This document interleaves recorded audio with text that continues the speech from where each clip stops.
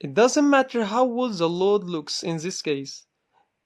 I just made calculation for estimation and may experience errors of 10% plus or minus when I see the results, but it's just the first iteration or trial. I may come back and change the model parameters or enhance them to get my final model. We have 3,400 kilowatt hours and we want to cover 30%. No batteries and not complex system, so we won't be concerned with the load curve shape. We need 3 panels. Let's select CETC.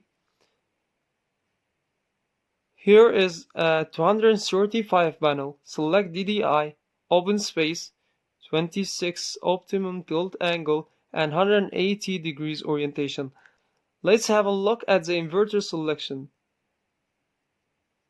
and the limits also. I expect that when I lab PVSol calculate or recommend an inverter with a connection, the panels will not be oversized as the system will reach its peak too often in this location as it's close to the equator and has high solar intensity.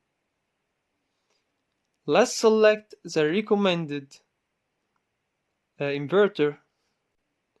Yes, the panels are not oversized. The sizing factor is 71% and PVSol selected a 1 kilowatt inverter with one phase. That could be connected at one of the grid's 3 phases.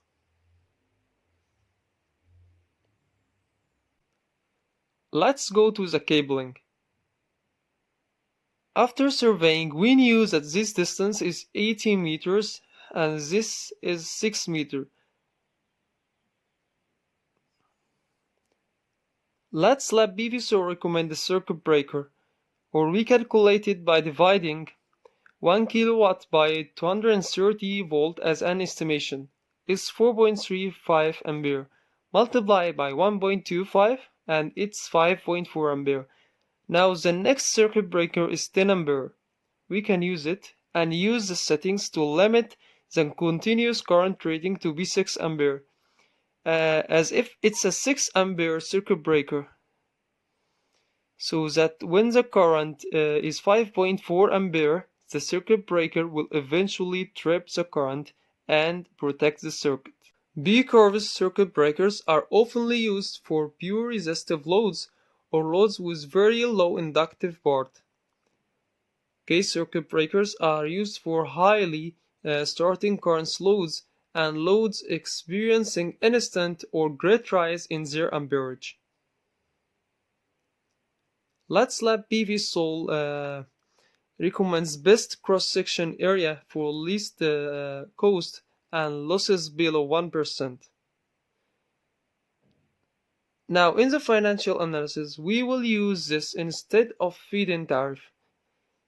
Then each kilowatt hour gets into the grid, it's for $0.1 per kilowatt hour.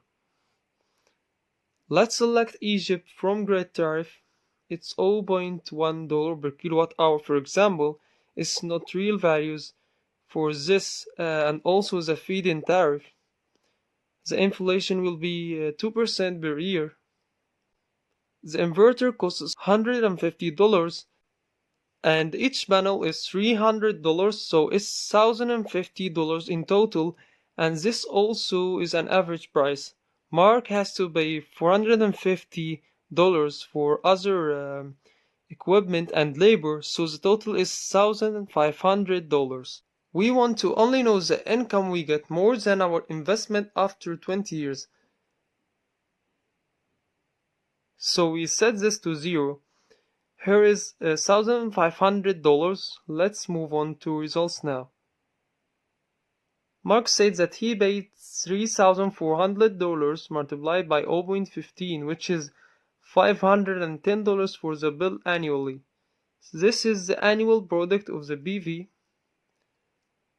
the energy from grid 2, we can see that Mark's average income each year is about $170 if we add those values and get the average.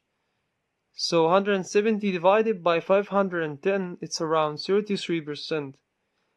And the electricity savings is around $85, which is 17% of the $510.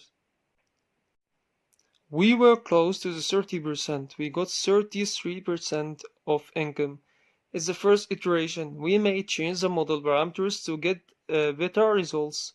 Remember, as you already connected to the grid, you will always have to feed in or draw energy from the grid, even it's 1 kilowatt hour.